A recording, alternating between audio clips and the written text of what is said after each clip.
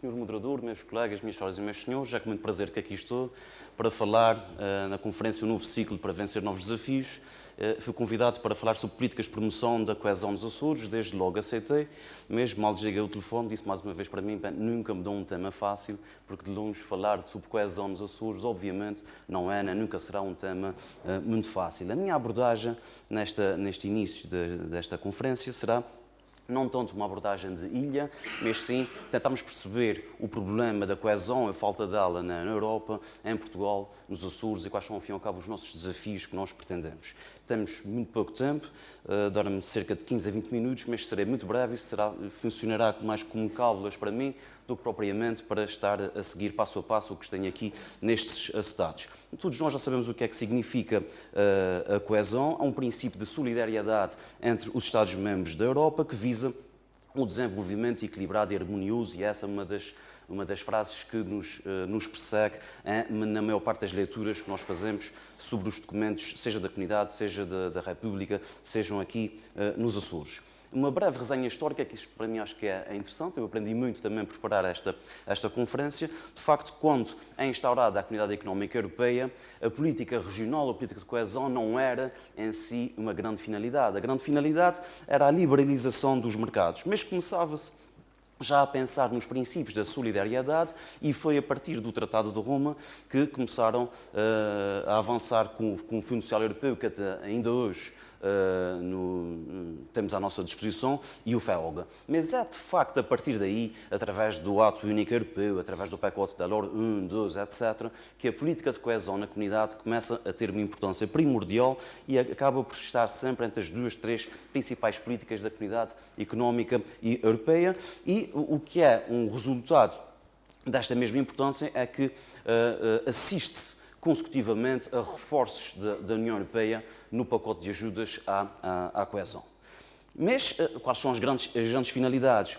Melhorar o acesso ao emprego, à educação, aos sistemas de proteção social, ao fim e ao cabo, contribuir para o desenvolvimento mais harmonioso do espaço europeu. Estes são os principais desígnios da política de coesão, mas a verdade é que hoje em dia nós temos uma União Europeia a 27 países, a 27 Estados-membros. Estamos no mercado a caminhar para os 500 milhões de cidadãos. Existe, na realidade, uma grande disparidade entre os vários Estados e existe também uma grande disparidade dentro de cada Estado nas suas 271 regiões. Os grandes objetivos das políticas de coesão visam exatamente tentar evitar esses desequilíbrios, tentar reduzir as disparidades que existem entre as regiões e entre os Estados-membros. Mas reparem que o meu problema da coesão não é fácil, mesmo no seio da União Europeia. Hoje em dia, pela Europa fora, fala-se muito no conceito da banana azul, para designar um conjunto de regiões, também muitas vezes designado por os países da Europa Central, também muitas vezes designado pelo Pentágono da Europa.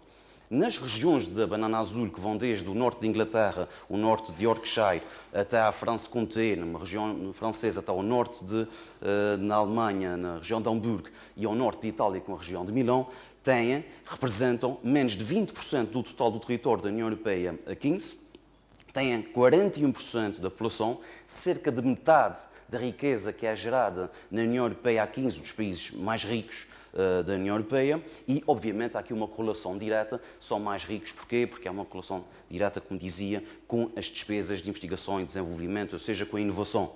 Ou seja, 3/4 das despesas de inovação e desenvolvimento da União Europeia estão centrados nestas regiões e, de facto, como veem, é uma região com um enorme potencial.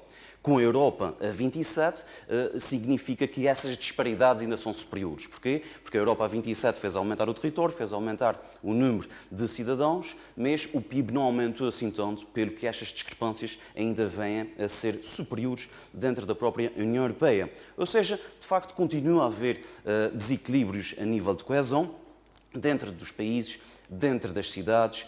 Existem nesse momento alguns, ou assiste-se ao aparecimento de bolsas de pobreza, dificuldade de acesso a alguns serviços, Óbvio que quando começamos a centrar nas regiões ultraperiféricas, têm todos esses problemas e mais os que resultam das características de isolamento, de relevo, de clima, do diminuto mercado dessas regiões e, obviamente, na dependência de um pequeno leque de produtos, como vimos aqui, por meu colega de Santa Maria também, mais uma vez, qualquer uma das pequenas ilhas dependem sempre de um pequeno leque de produtos. Mas as dificuldades são grandes dentro da própria União Europeia e acho que é importante também este enquadramento numa conferência desta natureza.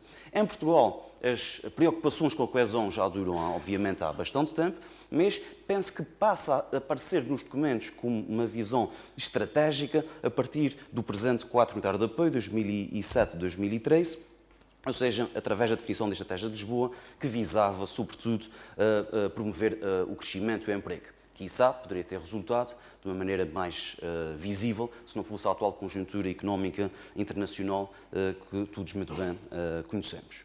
Da parte dos Açores, podemos citar a Constituição da República Portuguesa, podemos citar os Estatutos dos Açores. Obviamente, em qualquer um destes documentos, o desenvolvimento harmonioso e equilibrado é sempre uma constante. Podemos olhar para a Lei das Finanças Regionais, onde prevê exatamente que deve fazer face aos constrangimentos dos Açores serem uma região ultraperiférica e, por conseguinte, deve receber uma ajuda suplementar do Estado. Neste quadro comunitário de apoio, assiste-se a um reforço da própria comunidade aos investimentos públicos a nível da coesão.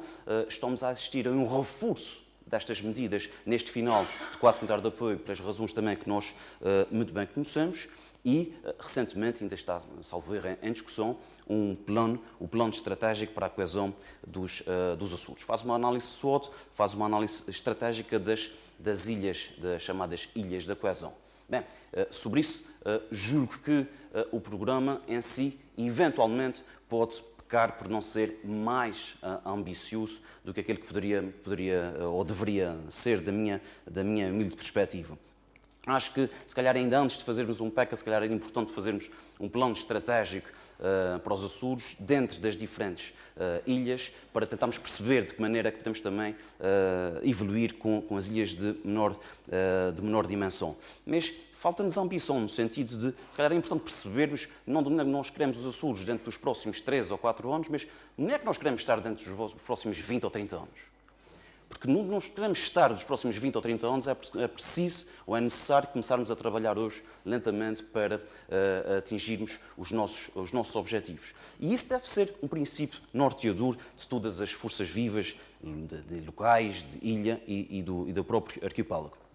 De qualquer das maneiras, este programa estratégico para a coesão nos Açores, já é importante no sentido de começar a apontar não só as fragilidades, como também algumas das soluções, embora, repito, a única questão é que vejo que tem um horizonte de aplicação imediato e não propriamente estratégico, como nós na Academia pensamos também a este nível a longo prazo. Claro que aponta a questão da melhoria das acessibilidades, aliás, já vou citar mais à frente outros programas onde isso é extremamente pertinente, a dinamização dos concelhos de ilha, da boa governança, ou seja, todos nós temos que fazer parte da solução e temos que acreditar na solução. O Governo é central nessas forças, mas as câmaras municipais também são, os concelhos de ilha também são, as associações empresariais também são e todas as restantes associações, de modo a que sintamos que é de facto um programa de todos. Logo, todos estão envolvidos, todos devem estar comprometidos a atingir estes objetivos. Alguns indicadores que vou passar rapidamente, que demonstram realmente que faz sentido começarmos a pensar nesses planos estratégicos.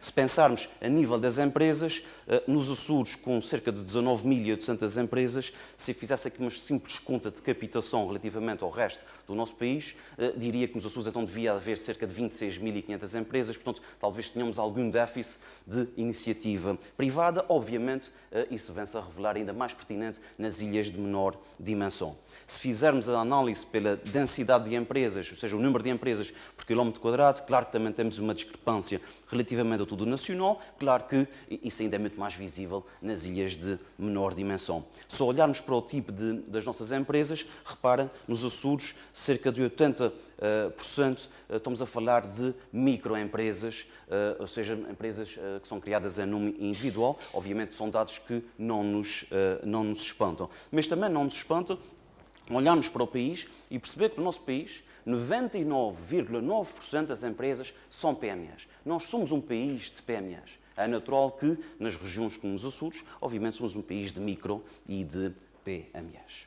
Se pensarmos também a nível do volume de negócios, bem, se temos empresas mais pequenas, claro que o rácio de pessoal ao serviço para empresas nos Açores é mais baixo no tudo nacional, porque isso também é justificado, porque as empresas nos Açores têm em médias de volume de vendas mais baixo. Tudo isso que eu digo, obviamente, vem realçado quando eu demonstro os dados relativamente às ilhas de menor dimensão.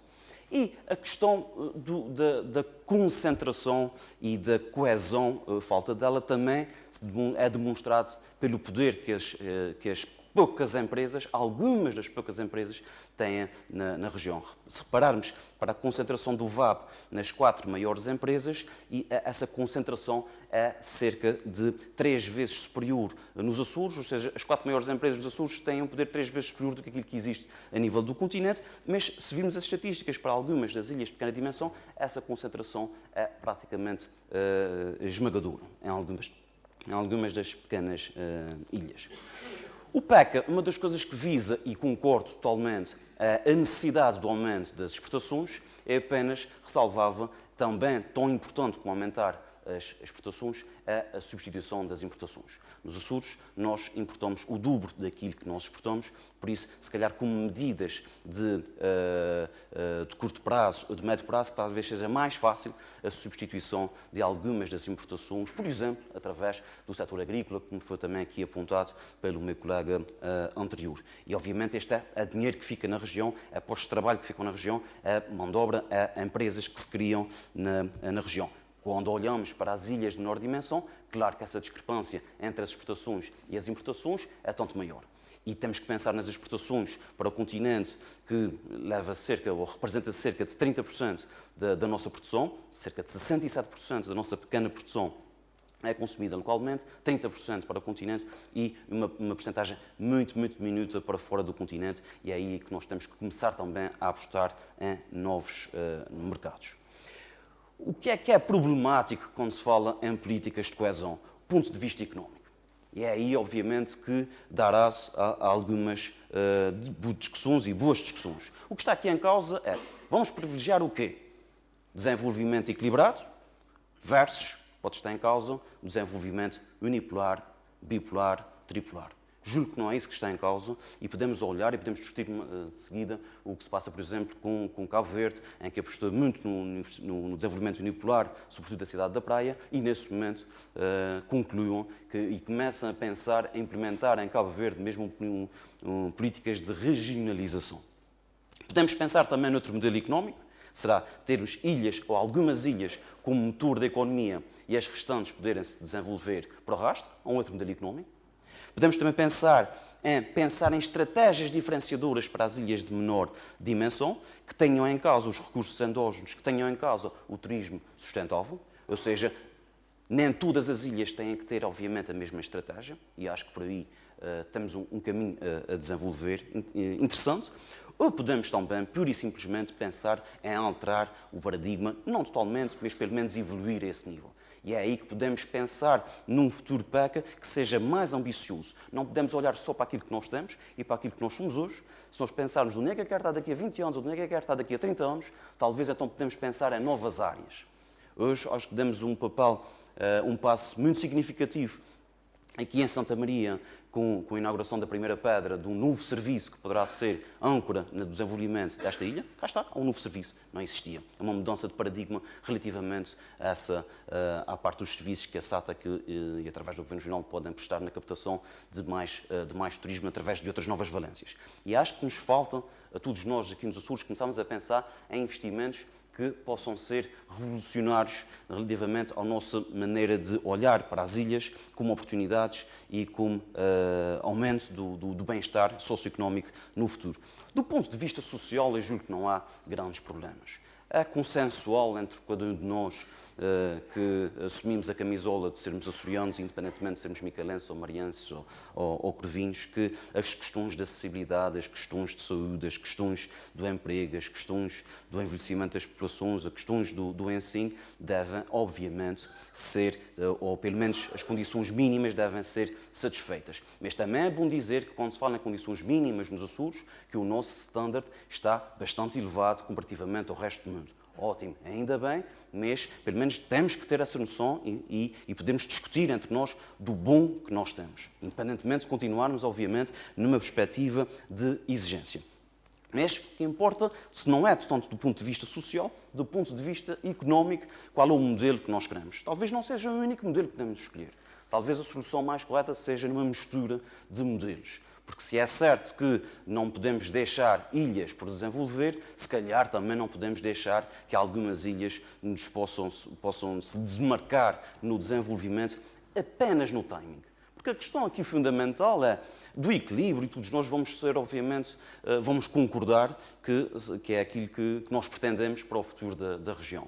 Agora, se calhar, podemos atingir esse equilíbrio não no mesmo timing. E se calhar alguém tem que puxar mais ou menos pela carroça, como se diz aqui na nossa gíria. O SES, um documento que não tem mais do que, aliás, tem um mês e um dia, precisamente hoje, é um documento que recomendava que pudessem ler, tem meia dúzia de folhas, o documento do Comitê Económico e Social Europeu, que, do meu ponto de vista, revela de uma maneira muito concisa realmente o problema das ilhas, o problema da insularidade, o problema da ultraperiferia e aponta para algumas soluções pertinentes, aponta exatamente a não pormos os ovos todos no mesmo cesto. Concordo com o meu colega anterior a dizer que não podemos olhar como o turismo que seja a única salvação, temos que pensar, obviamente, noutras soluções para que, perante uma situação de crise, não ficamos sem a galinha de ovos de ouro na nossa economia. E o próprio SES aponta como uma das principais dificuldades, e esse é o desafio que o Governo tem tido, esse é o desafio que o Governo acho que vai ter que continuar a ter no futuro, as questões de acessibilidade. Passo a citar, porque eles dizem isso muito melhor do que eu, a parte do SES relativamente às questões de acessibilidade, cito: considera o SES absolutamente necessário melhorar as acessibilidades às ilhas e a ligação entre as mesmas, dado que a acessibilidade é um assunto fulcral para aumentar a atratividade das zonas insulares e há que diminuir os custos de transporte de mercadorias e pessoas através da aplicação da continuidade territorial e da melhoria do regulamento CEE 3577/92. Este tem sido, com certeza, um desafio desde a autonomia dos Açores, do meu ponto de vista, mas é um desafio que tem que continuar a estar na agenda do futuro governo. Porque através do melhoramento dessas condições, porque temos que olhar para os Açores em competição com as restantes regiões e com os restantes Estados-membros, também a esse nível, e muitas das coisas podem ser resolvidas através de condições mais competitivas a nível das acessibilidades. Como dizem os espanhóis, e quando vamos às Canárias, sem transportes não há negócio, e é essa também uma das questões fulcrais que nós temos que abarcar. Se há princípios de coesão e se a União Europeia cada vez despende mais dinheiro com a coesão, como demonstrei, é preciso continuar também a direcioná-los para um dos nossos potenciais problemas de estrangulamento da nossa economia. Bem, se já era complicado falar de coesão, ainda por cima convidaram para dizer, e agora, e empreendedorismo dentro das pequenas ilhas? Fiz algumas pesquisas, alguns artigos científicos, para tentar perceber como é que funciona a questão do empreendedorismo em ilhas, em regiões ultraperiféricas. Fiz aqui um conjunto de levantamentos científicos de ilhas europeias, ilhas não europeias, para, mais uma vez, vos demonstrar que nós não estamos sozinhos no mundo, que os nossos problemas não são únicos de sermos açorianos. Esses problemas são comuns à maior parte das ilhas ultraperiféricas. E na questão do empreendedorismo, o que se nota é que existe menos empreendedorismo, mas mais intraempreendedorismo. O que é isto? Significa que o empreendedorismo vê-se muito mais através das empresas já existentes. Temos aqui, de um lado bom, antes de ter empreendedorismo do que não haver nada, temos aqui um lado mau, porque este empreendedorismo tende a ser mais lento porque é os colaboradores que estão a desenvolver os projetos do patrão e, obviamente, como todos nós sabemos, nunca à mesma velocidade quando é o nosso próprio projeto. E, realmente, isso também me explica muita coisa daquilo que eu encontro no empreendedorismo, no desenvolvimento do empreendedorismo na região, mas que me veem mais ou menos as mesmas características que nós encontramos em todas aquelas regiões que eu tinha no acetato anterior. Veem-se, isso não é uma frase açoriana que eu podia perfeitamente dizer para aqui, pouca inovação que nós encontramos nos projetos, muita imitação de negócios bem-sucedidos. O problema é que nem sempre as imitações são iguais, obviamente, aos originais. Mas, obviamente, isto parece que foi retirado aqui para os Açores. As dificuldades são aquelas que estão apontadas no SES, são aquelas que estão apontadas na União Europeia, são aquelas que estão apontadas em muitos outros documentos, são as mesmas. Áreas agrícolas limitadas, recursos finitos, mercados pequenos, poucos clientes, dificuldades de acessibilidade e de transportes, dificuldades de acesso a tecnologias, setores financeiros pouco desenvolvidos ou pura e simplesmente não desenvolvidos em ilhas, porque temos apenas filiais de outras instituições de outros Estados-membros. As soluções que são encontradas e aquelas que podemos pensar como desenvolvimento também da nossa economia e do empreendedorismo na nossa economia, boa gestão da economia, políticas públicas viradas para o setor dos bens transacionáveis, a questão das acessibilidades, a questão da criação de um ambiente de estímulo. Quando vamos a regiões tipo Silicon Valley, respira-se negócios, só se fala em negócios, nos cafés, nos restaurantes, nas ruas.